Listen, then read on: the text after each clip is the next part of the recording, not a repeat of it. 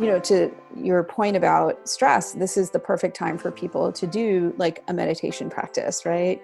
Or to do something like yoga, because it does help sort of regulate that stress response. And that stress response in the end is that hormone cortisol. And we really don't want super high levels of cortisol when we're trying to fight an infection.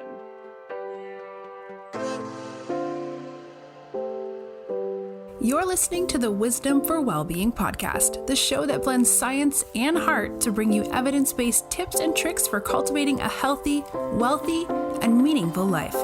Now, here's your host, therapist, yogi, and fellow full life balancer, Dr. Caitlin Harkis. Hi there. Welcome to Wisdom for Wellbeing. Today's interview is with Dr. Heather Moday. The episode is in response to a lot of feedback I got around how uncertain people were feeling in this time with the coronavirus pandemic at large. A lot of people mentioning that they did not really understand exactly what the coronavirus was and how we could do something to support ourselves, to keep ourselves healthy, well, and to keep our community safe, healthy, and well. Hence, we have Dr. Heather Moday here with us today because she is the perfect person to answer these questions.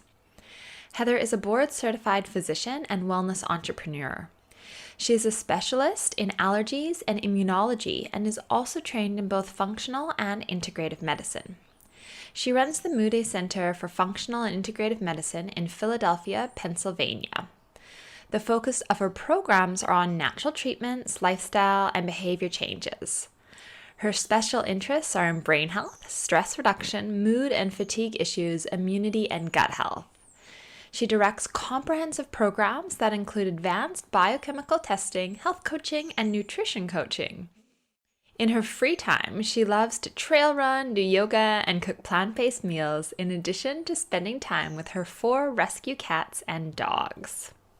And here today, she will share all about what the coronavirus actually is, how it works, what are the symptoms of it, and what can you do? What lifestyle changes could you make? What supplementations could you take? As well as what we can do as a community to keep each other safe. And the spoiler alert on that is, of course, practicing physical distancing. All right, without further ado, here's Heather.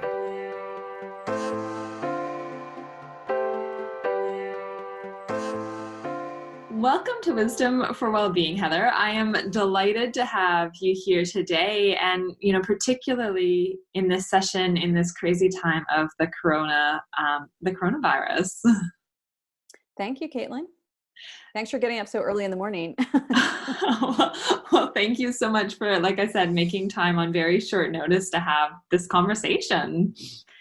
So I guess just to get things started, Heather, would you mind sharing with the audience, with the listeners, a little bit about who you are and what has brought you, to the work that you're doing today? So I'm a conventionally trained medical doctor here in the US. And so basically what that means is, I went to traditional medical school and I did a postgraduate training in internal medicine. And then I did a specialty in allergy and immunology, because I was always really fascinated with the immune system, how it goes wrong, how it can cause allergies, how it can cause immune dysfunction, et cetera. And I ended up working in a private clinic where basically we took care of people who had a lot of respiratory illnesses, so a lot of asthma, which is really common here in the United States, and a lot of food allergies and skin allergies and things like that. And also people who had some immune deficiencies. So, and I did that for a few years, but what I realized as I was working in this clinic is that, our treatments were just basically giving people medication to try to cover up their symptoms, and they would be on these things for life. And we never really addressed any of the underlying reasons as to perhaps why someone was, developing allergies even as an adult. Like, why were they all of a sudden becoming allergic to shellfish or peanuts? Or why were they developing eczema or adult onset asthma or, why were people coming in with chronic sinus infections and they could never clear them. And so I started to just get curious, asking them about, other things like what do they eat and how do they sleep and what their stress like. And these just were not things that were ever addressed. And I don't think anybody I worked with, any other doctors in the practice, really cared because I think they were like, why are you asking these questions? What does it matter? And so I just got really sort of frustrated and quite honestly a little bored because I felt like I really wasn't using my brain and all my intellect and everything that I'd learned about the immune system. And so I sort of stumbled upon functional medicine and integrative medicine as I was looking around, really just to expand my knowledge. And this was probably back in around 2008. So quite a while ago. And I went to a conference in New York, and I remember that was the first time I had seen some of the, sort of the bigwigs in functional and integrative medicine. And, I was sort of really blown away. And I thought, wow, this is exactly what I want to do. Like, this is my tribe. They're all excited about research, and they're all excited about like lifestyle. And they're really trying to get to the heart and the root of why, people are so sick, because people are really sick. So I really started on this. It was like a secret thing that I had, that I was sneaking off to conferences. And I actually even did like a fellowship while I was working full time. And I didn't even tell my employer, didn't tell anybody really that I did that. And I did an integrative medicine fellowship in Arizona, and then started doing all my functional medicine training, flying off on the weekends. And really after a few years, I just realized that I couldn't practice the way that I was normally practicing, and I really had to switch over. So that's what I did. And I started my practice a little over 5.5 years ago. So do you want to just quickly share a little bit where your practice is, what it is, just so people know where to find you too, which that'll be in the intro too, but just to give them an outline. Yeah. So I'm based in Philadelphia, which is in the state of Pennsylvania. So the East Coast of the US, pretty big, busy city, sort of smack dab between Washington, DC and New York City. So so I've been here actually for about, almost 18 years, but I started my practice here. And it's basically my name. It's called the Moday Center for Integrative and Functional Medicine. And we're just themodayscenter.com. And then I also am on Instagram as the Immunity MD.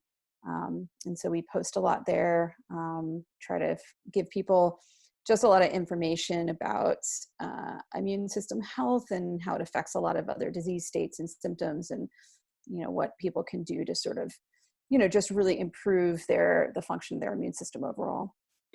And this is actually where I first connected with you. Was I have been following your Instagram account and really enjoying a lot of the wisdom that you share there, Heather. And I was wondering, because it was a coronavirus post that captured me one day. I was like, well, I have to talk to her. I have to talk to her. So maybe just to start down that track, would you mind sharing for us a little bit about what coronavirus is? What is a virus? How does it spread? How does it work? Yeah, well, I mean, viruses are, they are, we always say that viruses are not alive until they find a host, and that's true. They're these very tiny structures. They're either made up of just DNA or RNA, so this is like their genetic material. And they can have a little coating, like coronavirus has, they'll often refer to it as like a lipid coating, which basically means like a fatty coating. It's an RNA virus. So what viruses do is they usually obviously come into the body through the respiratory tract or the mouth, or swallowed, right? And they, in order for them to actually survive, they're almost like parasites in a way, but not really. What they do is they invade a host, a cell, and they take over the machinery of it. So they literally go in and like take over the machinery of the cell, and then they just pump out little clones of themselves. So these little viral particles, and those will, go on and infect more and more and more cells. So, so that's sort of the basics of viruses in general. And there's so many different kinds of viruses and they all act really differently. But coronaviruses, and, I'm not a virologist, so there's probably someone who could talk about this a little bit better, but it's basically a group of viruses. Like I said, they're what are called RNA viruses, single-stranded, and they actually can be found in humans and animals. And, they've been around obviously for millennia, but I think they sort of came to us in the news. Probably the biggest thing is, if you recall back, probably in the early 2000s, I believe, the first sort of big outbreak we saw was something that was called SARS. We just referred to it as SARS. And that was in Asia. And since that time, we've had a couple of other breakouts of these coronaviruses. And they call it SARS because it means severe acute respiratory syndrome. And they're all caused by these coronaviruses. That there was H1N1, which was in, I think, 2008, 2009. There was one in the Middle East that was quite severe, that was called MERS. But this one is also a SARS virus, but they're just they call it COVID-19, basically because it came about in 2019 is when it first, was seen. But yeah, so this particular virus, one of the concerns about it is that it seems to be highly contagious. I don't know if they theorize it might be because it can stay asymptomatic, so it doesn't make people sick very quickly. And so it has a very long incubation time. So if you think about a longer incubation time, and some people say it may even be up to 21 days. I know standard, they say 14. But you Just can so walk people around. who maybe don't know the word, so asymptomatic means that you wouldn't feel sick or appear sick to anyone. Right. Yeah. Yeah. Like really Okay. none at all. I mean, you might have a sore throat or really even nothing. And you could be basically, shedding virus every time you cough or sneeze, or even just get saliva on your hand. And these viruses can survive on surfaces for several days. So that's why, we're very concerned about people wiping things down.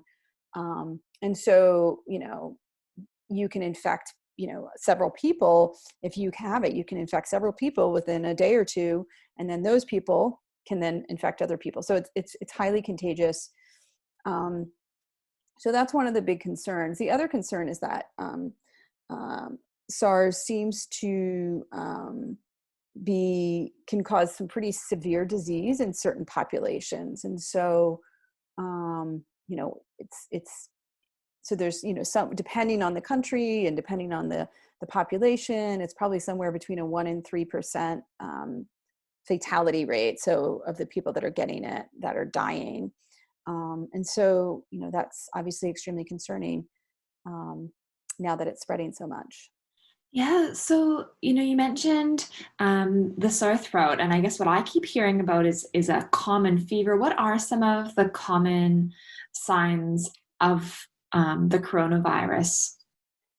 Yeah, so fever is a big one. I think that's probably the one that's going to signal is can sort of differentiate between, say, like cold or an allergy. So generally when you get like a cold from a regular old cold virus, you generally don't have a lot of fever, right? You get, a sore throat, congestion, runny nose, that kind of thing. With coronavirus, you do get sore throat. You don't get a lot of like congestion, nasal congestion.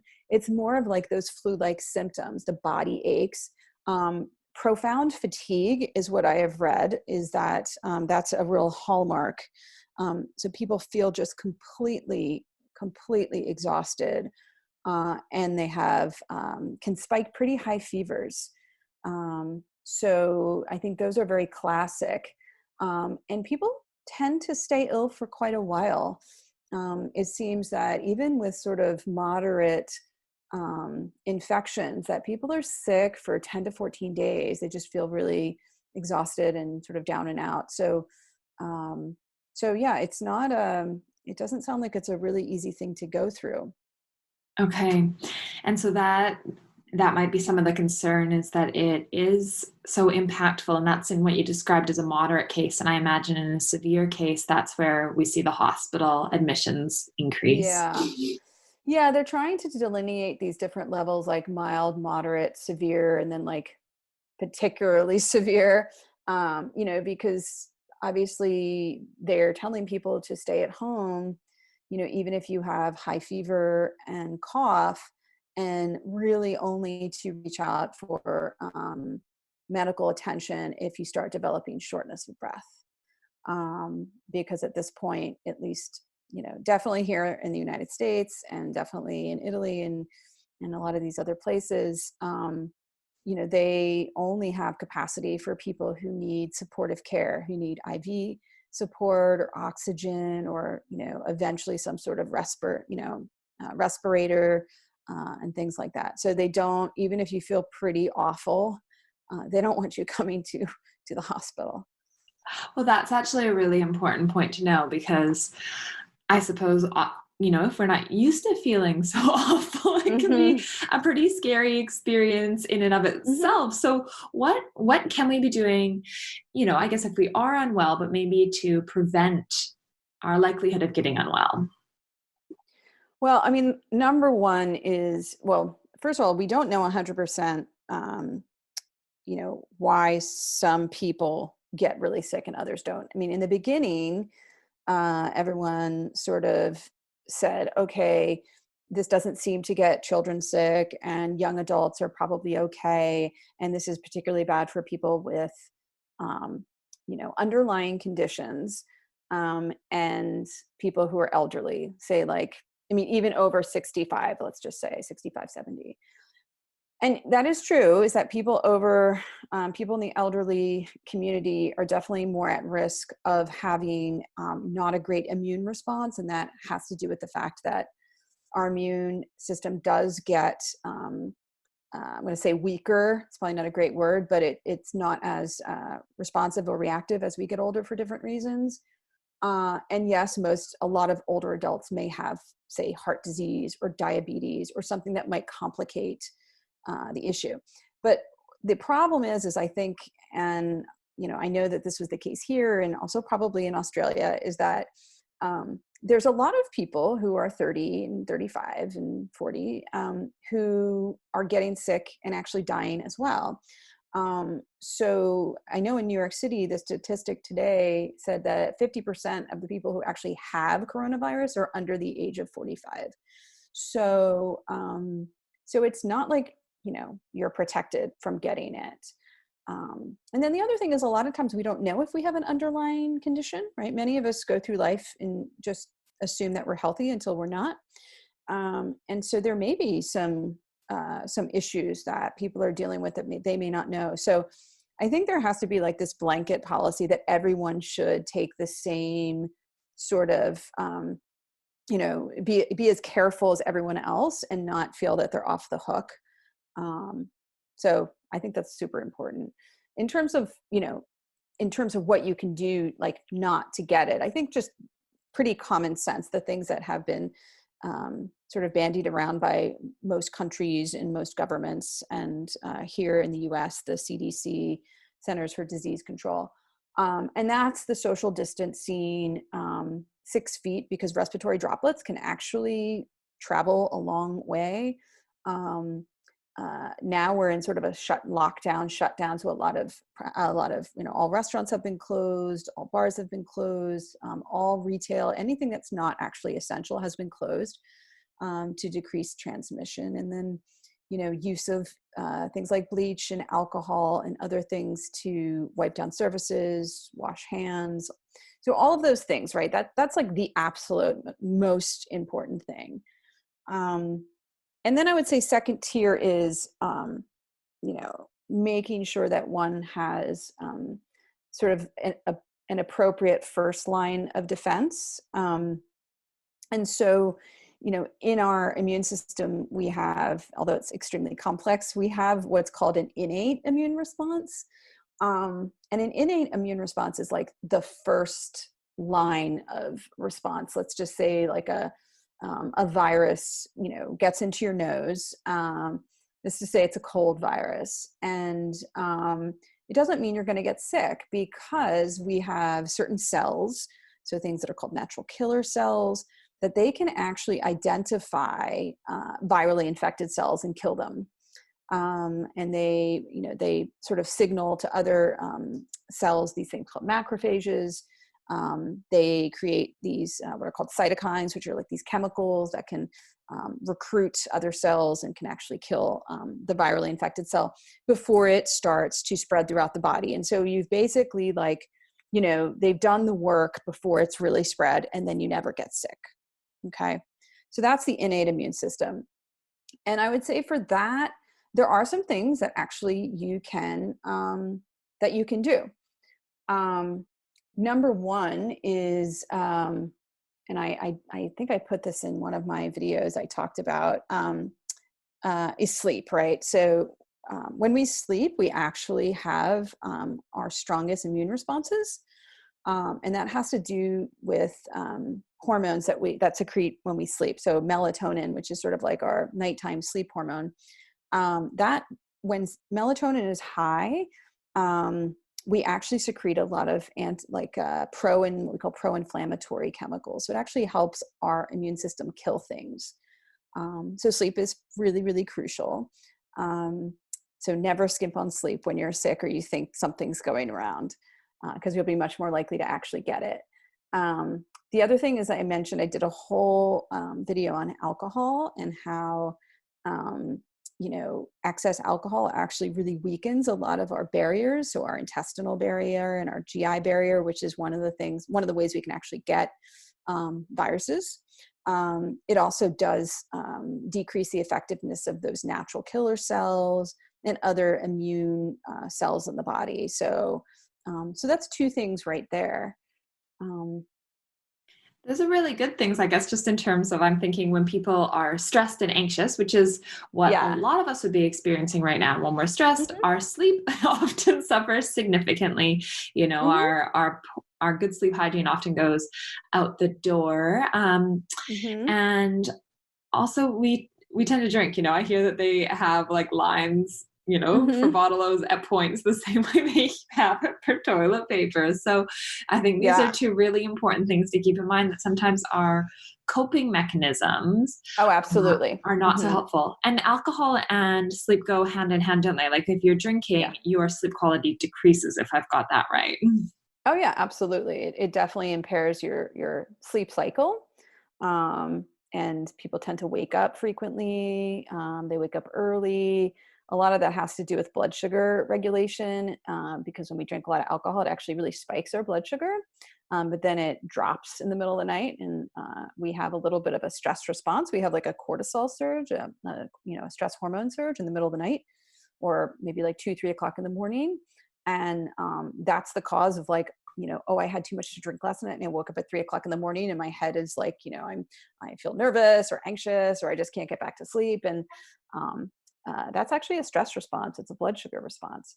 So that's not ideal.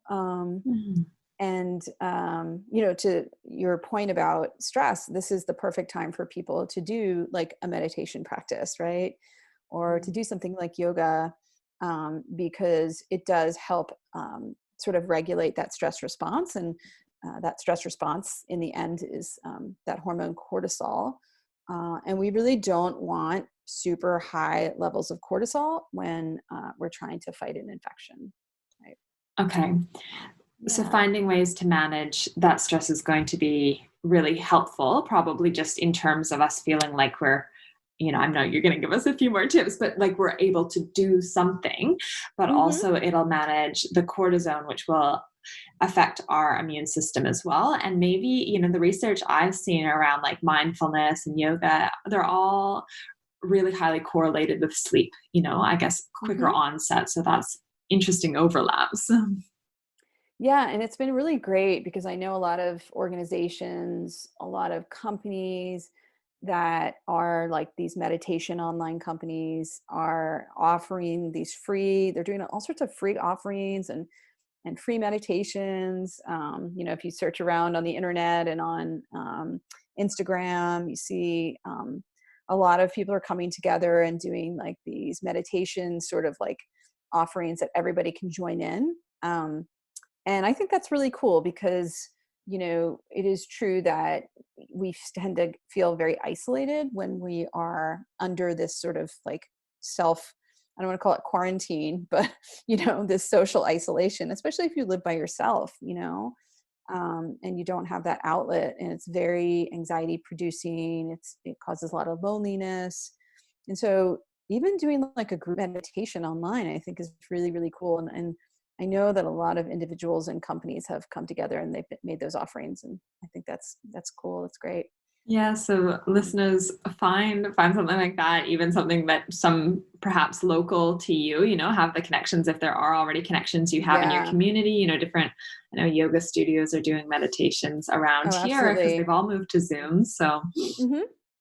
Yeah, yeah, almost all of our yoga studios now are all streaming their classes and having great, discounts, and it's really cool. yeah. Um, yeah, so the other things that I would say that on a more sort of cellular level, and this would be more like nutrients or supplements. And I always tell people like, this is not going to, you can't just do this and not do all the other stuff, right? But these are things that would be helpful for if we think about like improving that innate immune response, but also decreasing sort of the damage to cells, right? So one thing that viruses do, well, the thing that they do is they go inside cells, and they take them over. And then it sounds terrible, but they, in order like for our immune system to get rid of the cell, they have to actually kill it.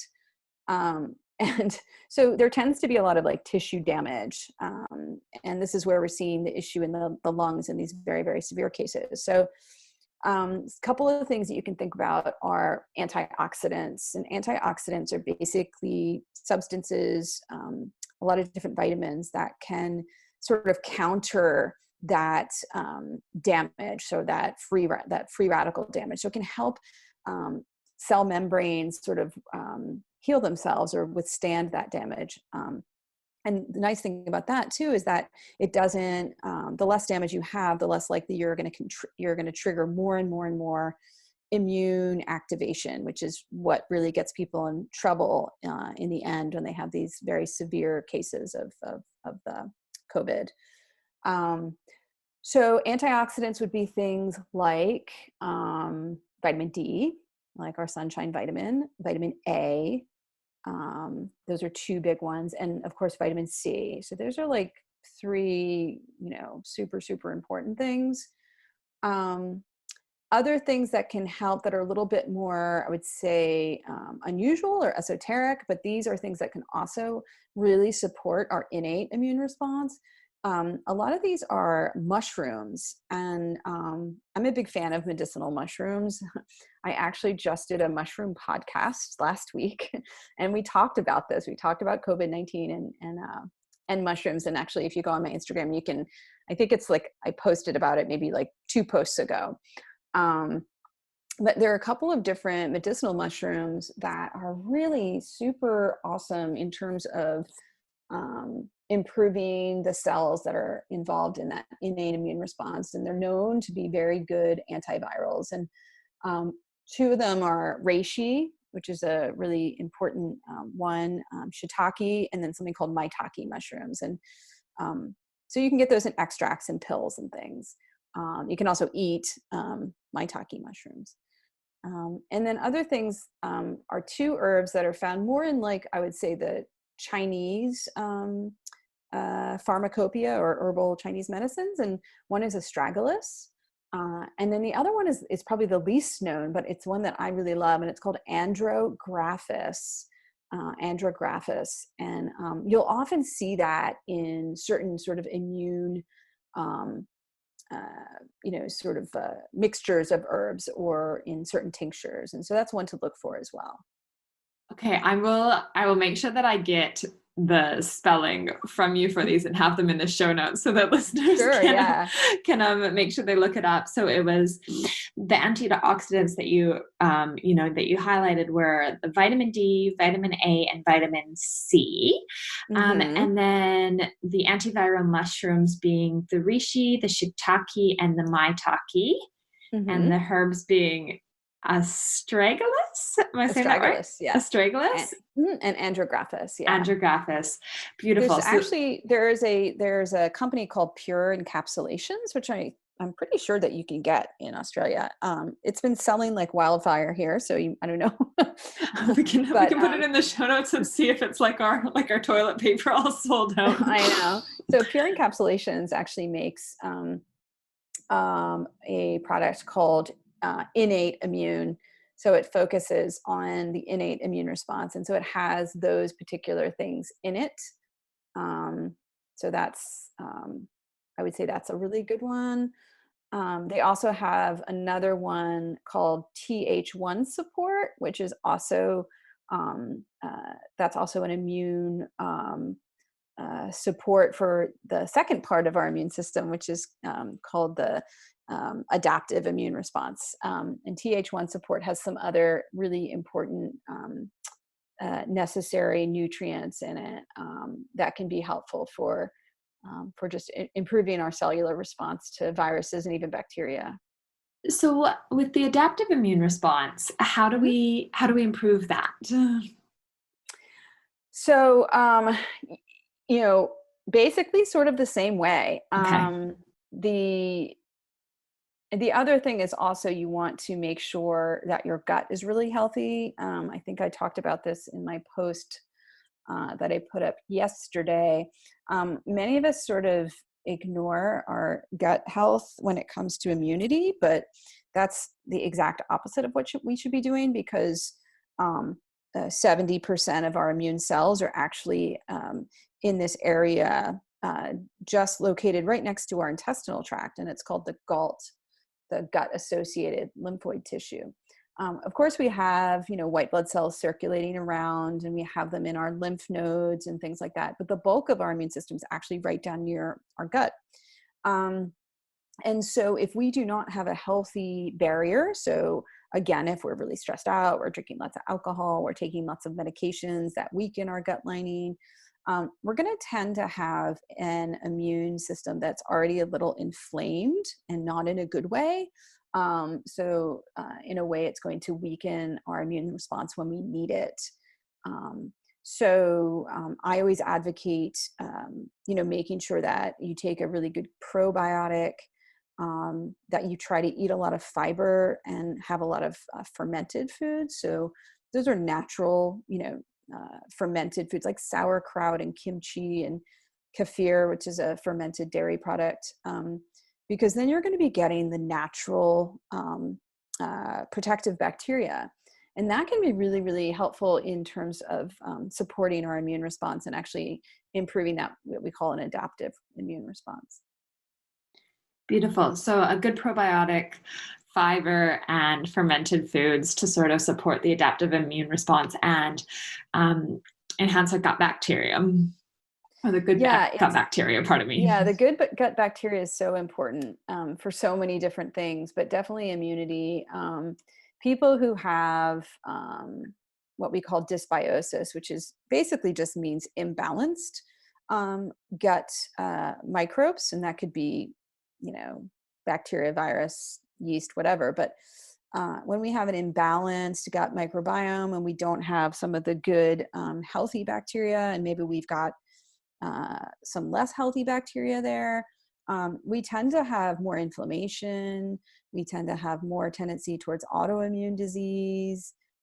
We tend to have more issues with frequent infections. So, that's a sort of I would say an easy thing to do because you can do it through your diet. You don't have to take a lot of fancy things except for maybe some probiotics, but you can do a lot just with your diet. So it sounds like there's a number of areas that we have some control, as we're kind of making our way through this unsettling, uncertain period. There are certain things that we can be doing, like we can be mindful of making sure we prioritize our sleep, that we practice good sleep hygiene, that we are not drinking excessive alcohol. We can be, engaging in things like maybe meditation or yoga or, physical exercise, those things that helps reduce our stress levels and Yeah. help improve our sleep as well. We Yeah, can absolutely. be taking different nutrients and supplements as well as being mindful of our diet. Hmm.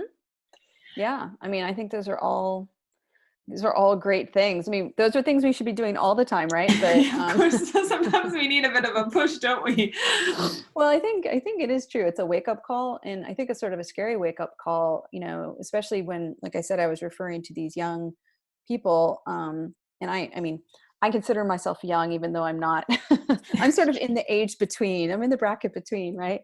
But it is a little scary. I think when I first heard about, COVID-19 coming out, I'm thinking, oh, well, whatever, I'm super healthy and I don't really have any known chronic diseases. And, but then, I started hearing things about, people dying in their 38 or they're 42 and they didn't really have any underlying issues. And, again, we don't know that because a lot of people don't know what's going on in their bodies, but it is concerning because we don't know everything about this virus. And, we don't know necessarily how our immune system is going to react. I mean, we hope that it has a swift, sort of a swift attack and gets it under control before it can invade a lot of tissues, because that's, apparently when we get into trouble with this sort of massive immune response in the lungs, which causes pneumonia, and then this respiratory, it's called acute respiratory distress syndrome. And of course, that's a small amount of people, but it's worrisome sometimes. And so for me, it was a wake up call too. I thought, I can't be cavalier about this. I need to prioritize my sleep. I need to make sure I'm not, I took the social distancing very, very seriously, because, you can't just have that feeling of I'm going to be okay, so I'm going to be not careful about this. And then the other thing is that I could be, without symptoms and spreading it to someone who is immune compromised, who is at a greater risk. And the whole point of this social distancing is like, it's not fun, right? It's definitely not what anybody wants to do. It's very disruptive financially and socially. But if you think of it as like what you're doing for the rest of the world and your neighbors and friends and family, it's just something that you do. Yeah, there's a real ethical responsibility around it, isn't Yeah, there? absolutely. Absolutely. I mean, people have compared it to wartime. And I think that's sort of true. It's like, people went to work in factories and they gave up, using products that they loved because they needed, they needed the materials to go towards the war effort, and they started having gardens, which I think is really cool. There's been this huge uptick in people starting their own gardens in their backyards, almost like the victory gardens that they had in World War II. There's been a huge uptick in like seed companies getting orders for seeds, which I think is really Yeah, sort how of cool. beautiful.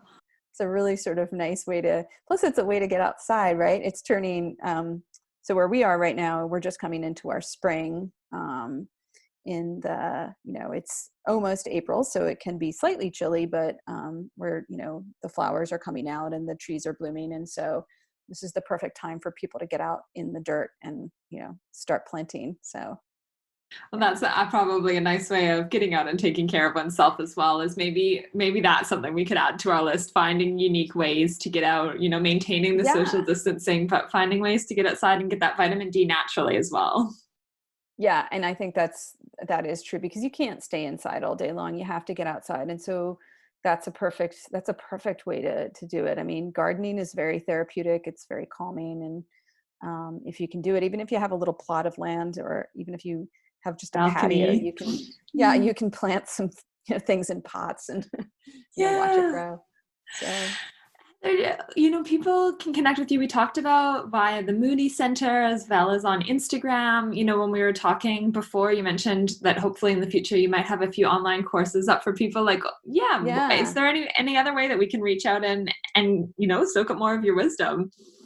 Yeah, I mean, that's the best way is through the Instagram account. I mean, we have a Facebook account too, and sometimes we'll post there. We're probably more social on Instagram, but yeah, we should have some upcoming offerings that, I'm using a lot of this time to be very productive to create some online programs, which I've been wanting to do for a while, but this just gives me a little bit more time.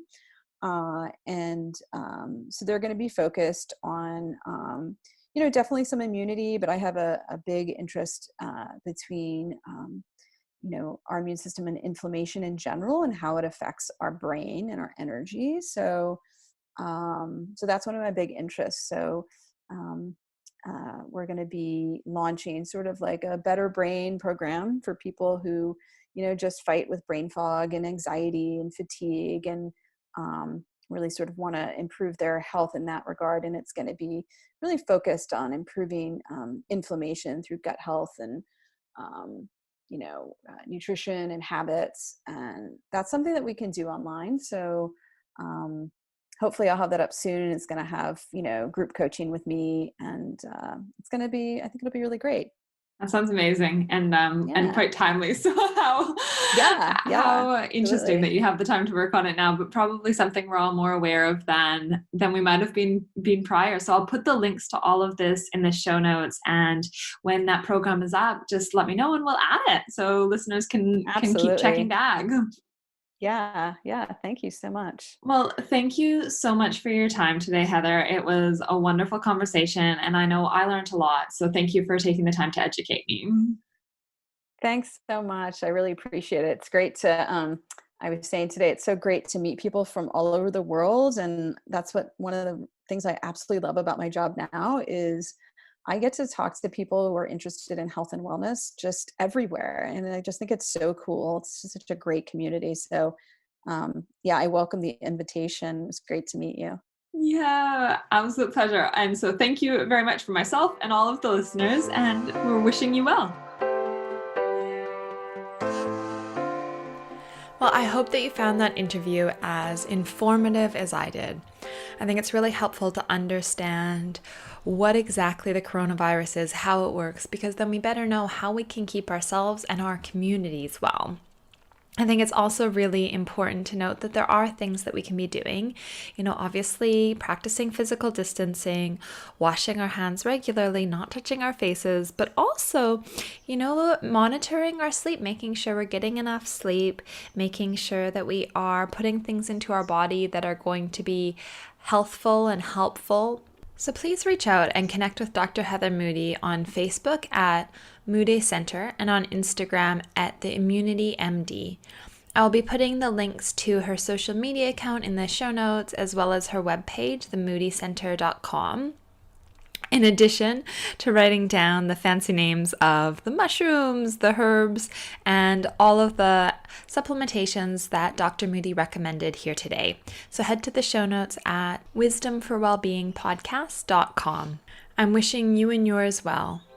Please stay safe. Bye for now.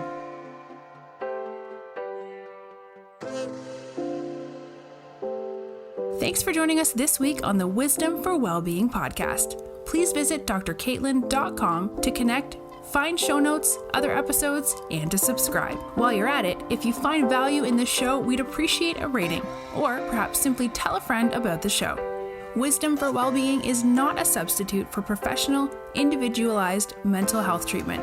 If you are in crisis, please contact 000, your local emergency number if you are outside of Australia, or attend your local hospital ED.